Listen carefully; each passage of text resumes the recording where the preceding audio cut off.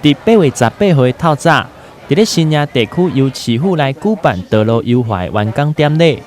活动由精彩的人狮表演作为开始。这摆市府争取前瞻有算打造金华路、有中英路，以人为本的优质道路，有环境的优化。工务局经过一冬的时间，解决一站一站的困难，总算是完成过工程，互来往新营地区的民众，佮有住伫遮的市民，有一个更较安全、佮舒适的用路空间。金华路和长荣路优质化工程的这个完工典礼，开辟到现在，已经超过20年。那在这20年里面呢，我们大概都是一些补修，大概没有全面的整修。所以这一次呢，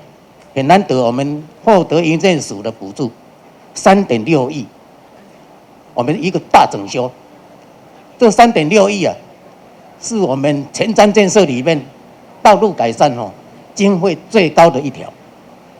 那时候呢，营建署大概就是通知各县市，可以提一条大概经费最高的道路，公路局也是。那营建署的部分，我们就是选这个案，3.6亿。咱嘛是捌互骂过啦，尤其头仔局长讲的，这个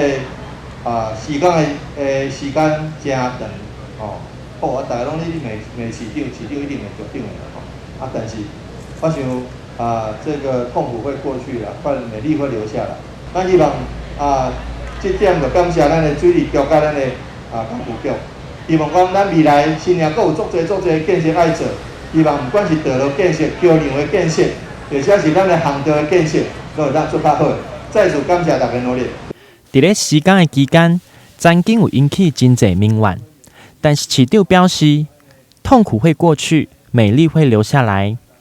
除了特别感谢营建署补助3.6亿以外，并讲到伫咧未来对新营地区也阁有真侪建设会继续来进行，就此提升当地生活品质，阁有交通的安全。希望透过落实建设，嘛会当来带动休闲阁有观光的产业，努力甲大新营地区打造为一个更较好的城市。台湾新闻刘品言采访报道。